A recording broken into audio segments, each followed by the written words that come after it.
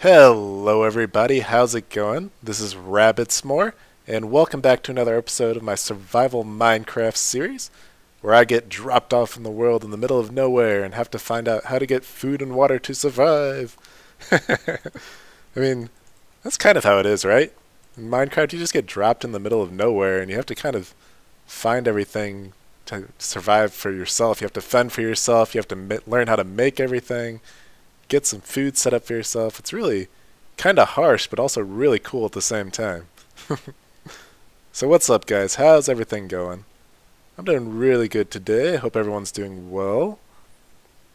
I was thinking also, like, didn't they have some TV series a while ago where they would have people go out in the middle of nowhere and they would have to kind of fend for themselves as well? They'd have to find food and shelter, and it was like survival experts or ex-Navy SEALs and stuff.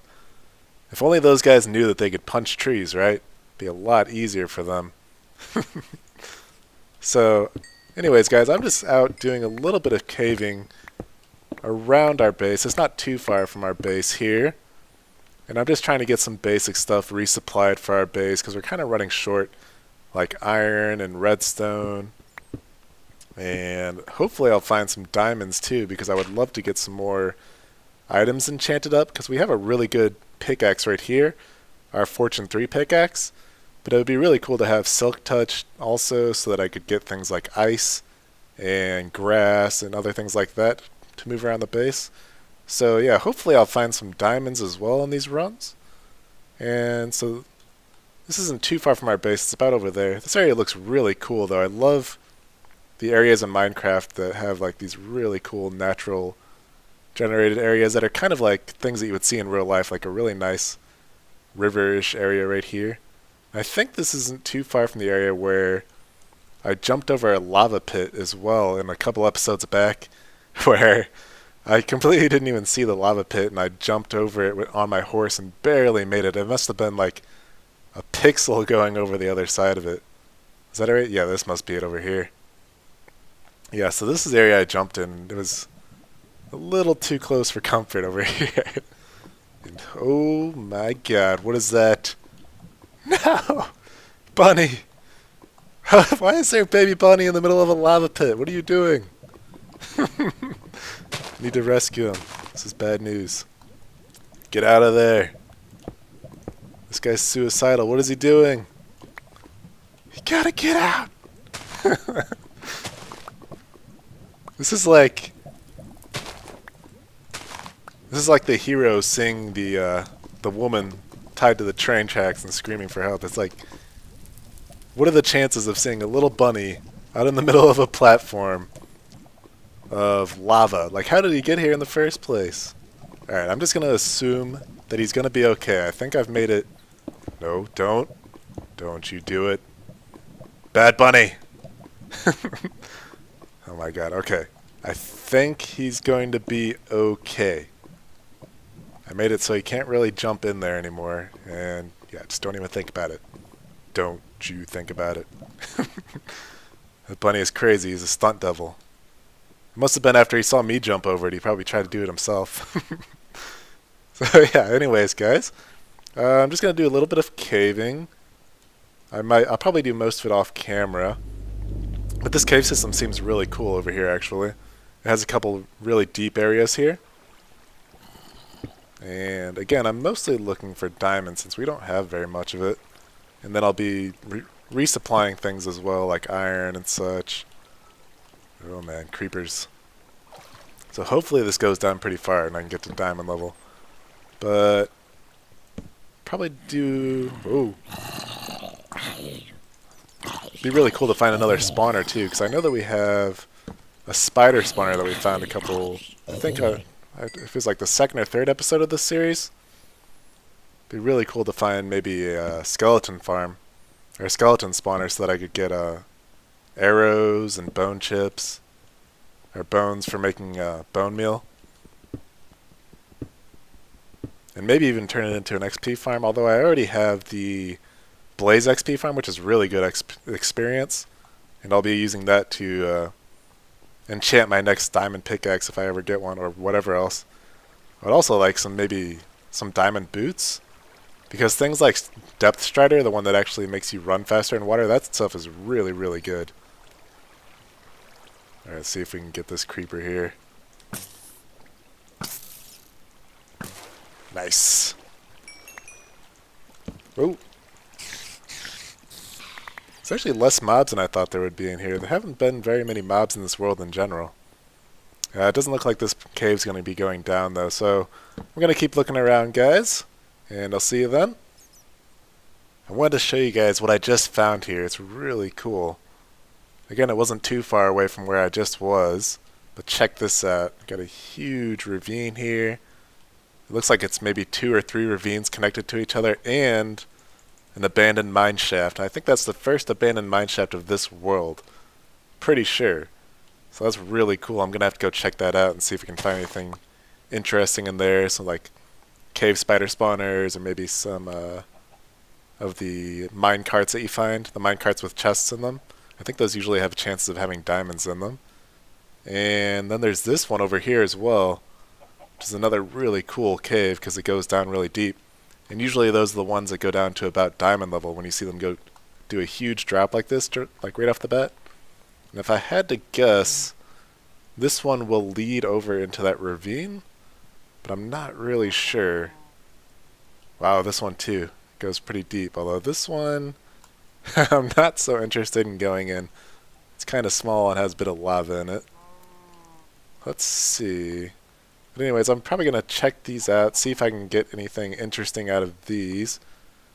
I don't want to be doing too much of this on camera because it'll take up the whole episode, so I'll do some cuts here and there. And before I forget, if you guys are playing along with me on this world, this area right here that I just found is at, it looks like about 1480, 63, and 614. So definitely come check it out. This looks like a really cool area. Well, I think I found out why all these mine shafts that we find in Minecraft are always abandoned, guys. Because they always build them right next to lava. Who's the smart guy who's building these wooden mine shafts right next to lava? Like, come on. Come on, guys. This is why we don't find any other people surviving in this world in Minecraft. They're all building wooden things next to lava, or they have villages set up next to zombie spawners and stuff. Like, come on, guys. So yeah, that must be the reason that these are always abandoned.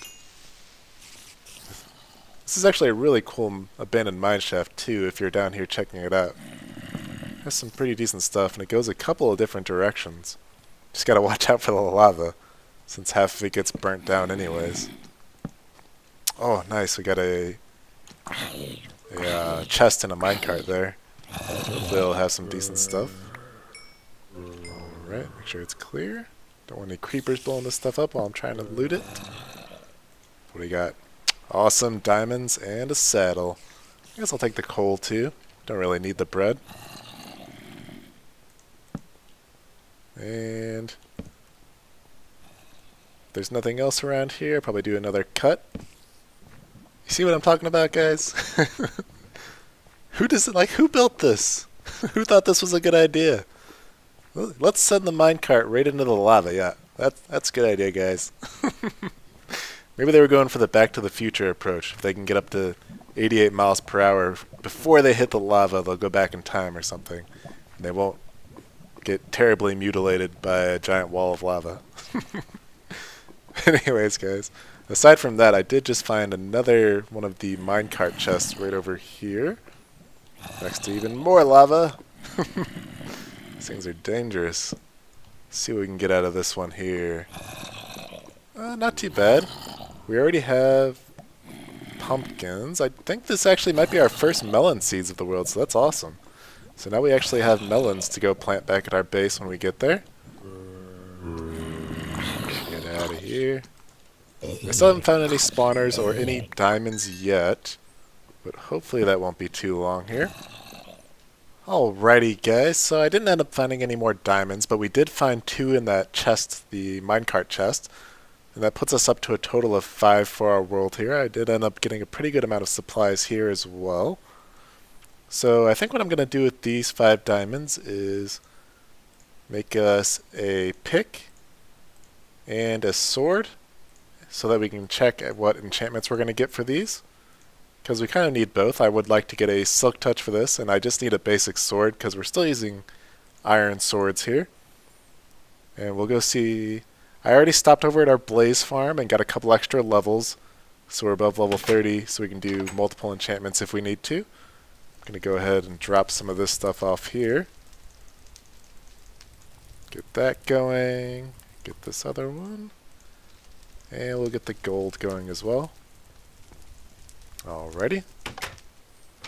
So now we can go check out what enchantments we can get for these. And I already brought a book as well. It's good when you do your enchanting to bring as many different items as you can, since it lets you know what kind of enchantments you're going to get. You can always check which types that you're going to want. Alright, so let's see what we can get on here. Got our lapis from our mining expedition. On our pick, we have efficiency 4. That's not too bad actually for at least a work pick, and this still has a chance of getting Silk Touch or Fortune, so that's pretty good actually. We got Unbreaking 3 on our sword, which is pretty good. I would prefer to have maybe like Sharpness 4, or at least Sharpness at all, because I don't want it to just have Unbreaking if we accidentally enchanted that. Projectile Protection on the book is not the best. Let's see what we can get on our bow here. Unbreaking 3 on the bow. I would also like to have power on the bow instead of getting Unbreaking. So none of these are too amazing here.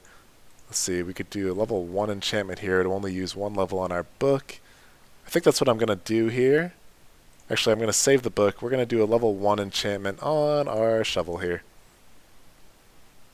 Let's see, that's level 7, but it only uses 1 level? What if we lowered our enchantment level here? Do this. Yeah, it still only uses 1 level. So, alright, there we go. And now let's get our lapis. See what enchantments we got this time. Unbreaking 3 still on the pick. Our sword has Sharpness 4, awesome. So that's a really good one in case we don't get anything else. Protection 3, that's actually pretty good on a book. Since if you get multiple Protection 3s, you can put them on an anvil and make Protection 4 and then put that on your armor. That's not too bad, actually. And Power 4 on the bow, so we have a really good sword enchantment and a good bow enchantment. I think I'm going to do the sword, though, since it's our diamond sword. It's worth more than our bow. And Sharpness 4 is a really good start, so let's see what we get here. Oh, just Sharpness 4. Well, that's fine. Later on, I can put Unbreaking and stuff on that using an anvil. And this is a really good start anyways, and we still have level 30 actually. So let's see if we can do another one here. Another Fortune 3. I don't really need a Fortune 3, but I might make one just to have a backup. A Power 4 on the bow. And a Sharpness 3 book. That's also another good book. I think I'm going to do the bow though. Hopefully this will have... Well, at least it has Unbreaking, so that's really good. Awesome. So we actually got 2 really good enchantments here that'll really help us out. And we finally got some more enchanting done. We're now up to 3 enchanted items. Pretty good though. I still need to clean this up or fill that area back up here.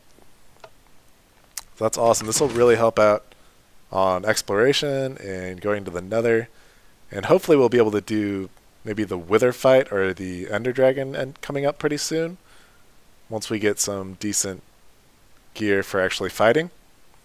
So, I'm going to start on our next project here. Okay, so the next thing I was wanting to work on was trying to get some more done to the outside of our mountain base here. Now, what I was wanting to get next is maybe a couple more waterfalls on the outside of this, just because it gives it a more organic look. It just gives some more color to the mountain here. Instead of it just brown and green, we get a little bit of blue and some movement, and it looks really nice on the outside here. And we already have the sheep waterfall around the outside, so I'm trying to find where to put the waterfalls for now. There's a couple of good spots around here.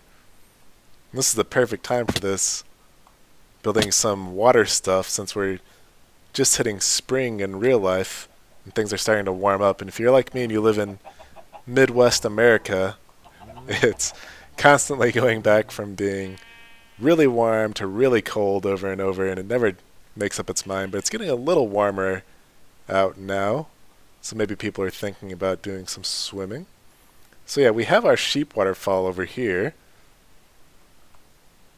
which gives a nice look. So, and someone had commented a while ago that we could do a cascading waterfall system. So basically what that would be is you would get a first waterfall that would come down and it would kind of hit a pooled up area, and then that pooled up area would go a different direction or have another waterfall coming out of it. So you could get multiple waterfalls out of one. So we have a couple nice spots for it here. We have our entrance right there. This area actually looks really good right here. And we can have it coming off the top of the hill here, hitting a spot here, and then going down. So I'm going to need to do a little bit of terraforming for this off camera, and then I'll come back. Alright, so I'm just about finished up here with our waterfalls. You can tell there's been a lot of running water going over all of our grass here and killing all of it. I keep doing kind of trial and error. I'm trying to sculpt out the area where I want the water to come down and then trying to control it to get it to go certain ways. It's really finicky in Minecraft to get water to go where you want it to, since it sometimes will just go like in a straight line into a spot and then another straight line, and other times it will like hit an edge and flow 3 different directions and go all over the place. But I think I've tweaked it to just about how I want it here, so I just need to get our water placed at the top of our hill here.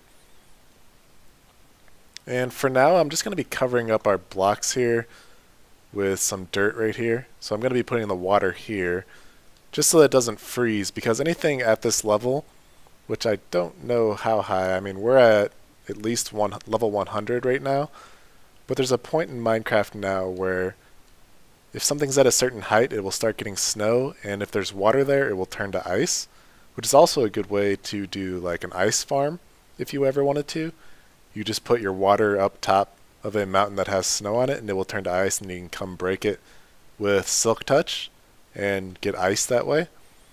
But since we want our waterfall to start up here, we don't want it to freeze, and there's 2 ways to do that. You can either have light near it or just cover it up. I'm going to cover it for now. I might come back and do lighting system, like maybe, I think someone suggested doing a slab with a torch underneath it, which would be a great idea actually for hiding the light. So let's see how this ends up turning out. We'll get our first one in there. Let's see where this ends up going. It seems good so far. Let's get our second water source in there. Alright, so far so good. Like I said, this could be really dangerous sometimes, because sometimes if you don't block areas like right here, it will just start flowing and go off this direction. But generally it goes towards the closest overhang, so it should go over and down as it keeps finding overhangs. So this seems good so far. And I made this area here where it turns. Alright, good. This seems like a really good setup here actually. It's not going all over the place. Before it was ending up all the way over here, like in a big puddle, and over here. But now it seems to do a really good line going all the way down and into our pond right there, which actually looks really cool. It looks like this waterfall is actually supplying this water system. Let's see if I can see this part here. Yep. In this area I did, because we have another tunnel here that I built in an earlier episode, going into our mountainside here. And now I've put a little walking area here kind of underneath where I just terraformed for this waterfall. So I might end up putting kind of a walkway here going around our base that goes under and behind the water here. But yeah, this actually looks really good so far. Let's see what it looks like from further away here. Hopefully our animals won't be too loud. Yeah, I think that looks really good. So like I was saying earlier, I wanted to do the cascading style, so it goes down and then over, and then it cascades even more. It gives it a really nice look instead of just basically a straight waterfall, something like that, where it just kind of goes over and down. This one gives a lot of natural feeling to it as it goes down. It gives a really good look to our mountain here. See if we can get an even better angle here. Unfortunately, it's turning to night, but yeah, I think it turned out really good. Okay, so I took advantage of it being nighttime here real quick. Oh man, gotta watch out for these mobs though. They'll be taking advantage of the night. I took advantage of the night here. Oh no! And I added some lights to our Oh man. Alright. Alright. No problem. Not scared.